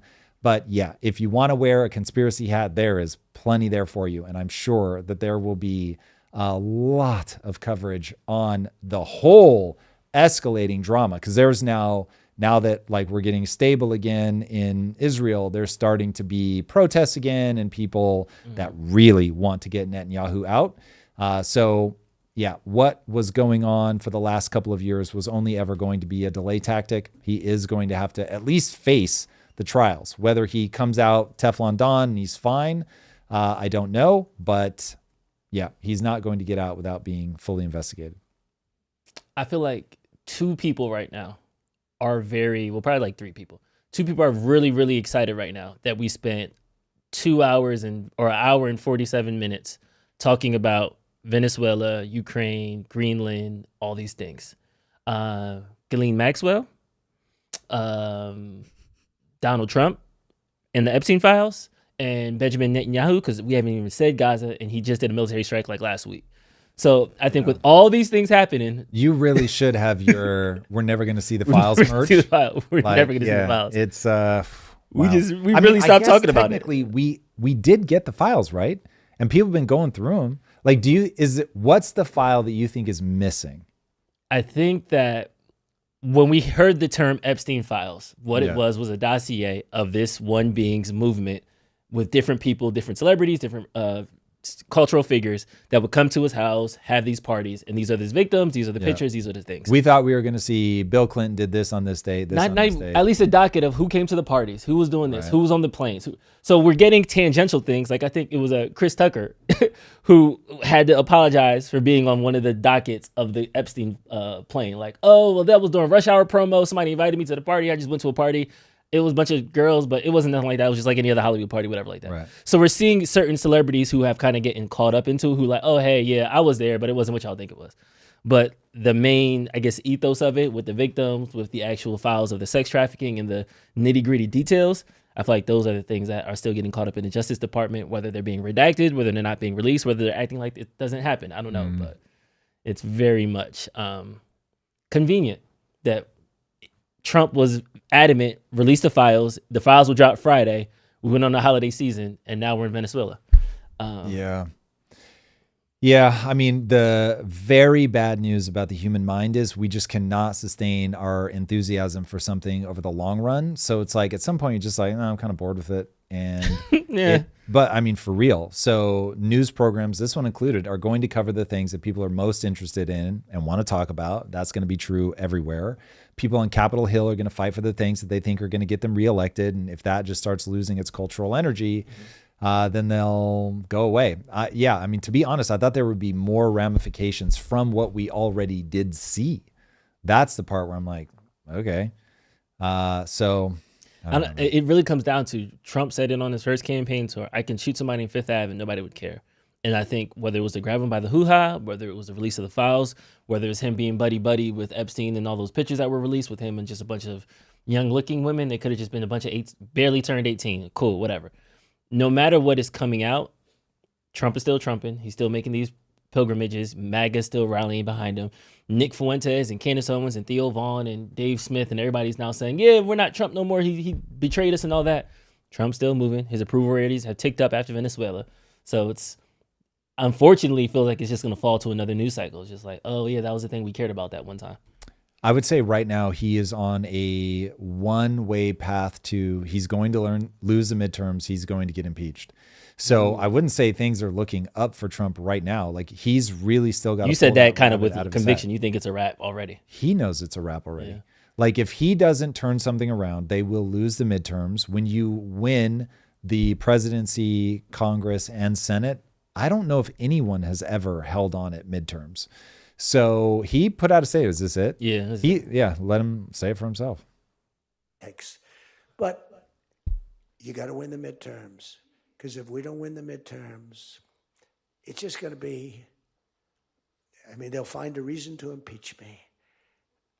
I'll get impeached. We don't impeach them. You know why? Because they're meaner than we are. We should have impeached Joe Biden for 100 different things. But they admittedly should have impeached Biden for being senile. That is for sure.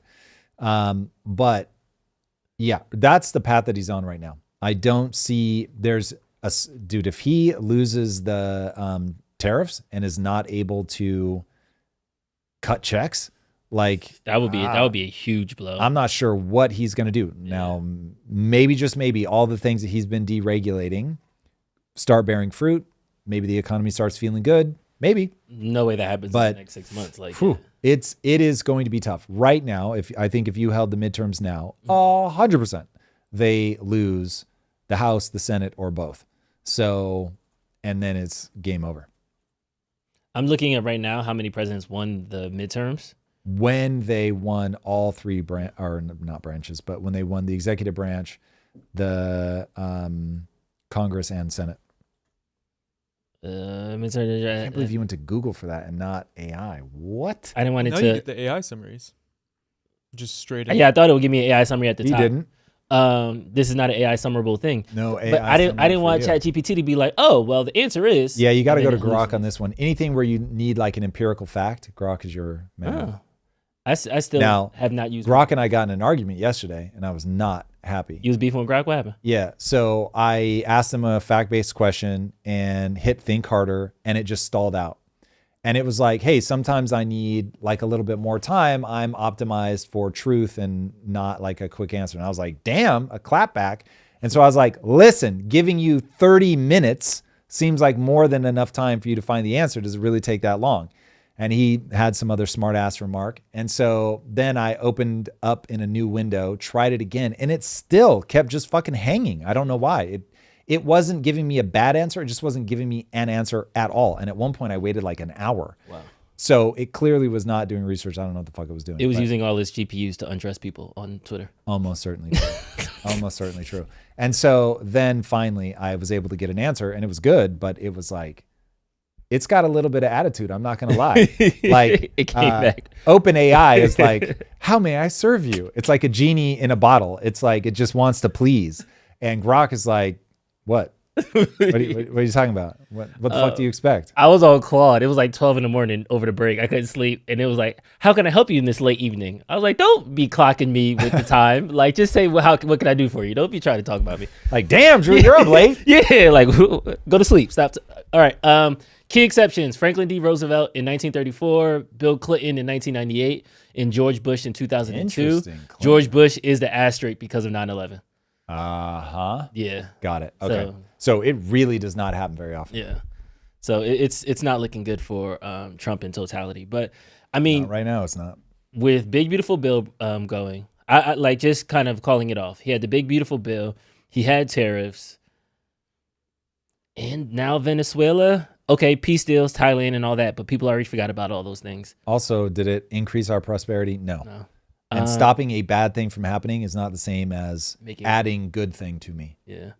I can't think of anything else that. Also, President of Peace drops gigantor bombs on Iran. Yeah. President of Peace changes the Defense Department to the Department of War. President of Peace goes in and kidnaps a dictator after a lightning strike in Venezuela. President of Peace, like, this does not strike me as in keeping with that moniker. So he's not even got that going for him. The botching of the Epstein files, which has caused a huge rift for people on the right. Mm-hmm. Yeah, I don't think he's cruising for a good time right now. Now, if people get huge tax returns, if he reduces income tax, if he reduces the deficit, if people will feel good if the rates are coming down, and the rates will be coming down. So that will certainly work in his favor. But it's going to come down to, do people feel richer? So I forget how many things he's deregulated, but it's a lot. And if those deregulations show up as the average like worker is making more money, then he's got a shot. But if they're not making more money in real terms, nope. Dunzo. There has been some talk that the Democratic leader should be somebody that has gusto. It was a Mehdi Hassan clip. I can't find it. But basically what he said was the next Democratic leader has to be hard-nosed, has to be, I'm going to go after the Republicans. I'm going to sue people. I'm holding them accountable. They destroyed our country. They have to be kind of that tough, I guess populist leader would probably be one. Yep. On your perspective, though, you always have been championing that the next leader has to be the guy that says, we need to stop lawfare. We need to stop going after the other party. We need to stop. They won't, but yes. Okay. So you're saying that is what they should be doing, but the next leader. That personality type is not possible to elect right now. Mm-hmm. It's not possible. So you've got to have somebody that says everything about today is broken. here's the fix. By the way, it's easy and it's going to put a ton of money in your pocket, or you're going to get a lot of things for free. Whoever comes up is going to be that. We're going to take down Trump, lock him up, all these corrupt cronies, Stephen Miller, all those guys, fuck them, all going to jail. And by the way, free housing, cheaper grocery stores. Mamdani is running the playbook. Now, people swear up and down that that's not going to play on a national level. Maybe we'll see, but I don't see what else the Democrat Party has in their back pocket. So you can hope that Trump is unfavorable enough that rerunning the 2024 anything but Trump playbook works, but it certainly didn't work in 2024. So maybe he makes a misstep. Maybe he pisses off Europe or something like that. Something big happens. Maybe. But like right now, I don't think you're going to get very far with just we're not Trump. And that's been their whole platform this whole time. Until Mamdani. And Mamdani has a totally different playbook. Mamdani has the billionaires are stealing from you. Mamdani is a young, good-looking, non-white, but like almost white passing version of Bernie Sanders. It's like the fucking trifecta. So you need something like that. Yeah. All right, we got a super chat. Yes. And with 30 seconds. Super chat. I've read on average in the last 7 years, 60,000 Americans die from fentanyl a year. Combined 2 years together, that's more deaths than any other foreign war death toll other than World War II. How far do we go to protect? Yeah, this is a really interesting question. So if you think that fentanyl is being sent over maliciously, laced into other drugs maliciously, and that they are doing it specifically to kill Americans, well, then you go very hard to protect that for sure. If, on the other hand, this is people that are, it's drug dealers that are just going, I need something that has an addictive quality that I can lace in, and they just accidentally every now and then put in too much and that kills people, it's a very different story. And so I haven't looked closely enough at the problem to know which one of those is true. It doesn't even matter which one is true. It's what narrative do people believe will actually have political action. But morally, if you have China, let's just say, to play the thought experiment out, if China is knowingly killing as many people as they think they can kill using fentanyl, and that if they kill more, that will really do something about it. And so they're disguising fentanyl in lethal doses as other things, as some have claimed, then yeah, that is something that is understandably treated as an act of certainly Cold War. There's certainly a case to be made that it's bordering on hot war, and you would go a long way to stop it. And I would say that the way that Trump is behaving is more in line with that. But again, I don't think that's his primary reason for doing the things that he's doing. In fact, I think in the grand scheme, it's far more minor, unless there are big donors in his ear that I'm unaware of that are like, hey, this is my pet issue and I need you to address this. But going that far out of his way to do that, if it's literally just drugs, it's not the right thing for the country, to be honest.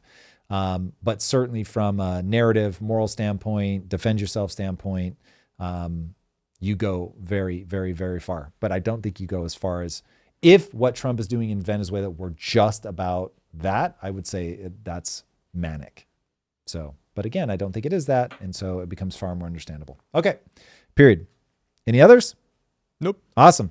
Guys are amazing. Thank you for joining us. We will be back again on Friday. And by the way, we have coming up, I believe it is tomorrow, if I'm not mistaken, we have a free AI masterclass. Yes, it is tomorrow, Thursday, January 8th at 1 p.m. So I'm going to show you guys how to build a 5-member AI team to help you launch your business. So if you've been thinking about launching a business, if you want to learn more about AI, this is entirely free, and it is tomorrow, Thursday, January 8th at 1 p.m. Pacific time.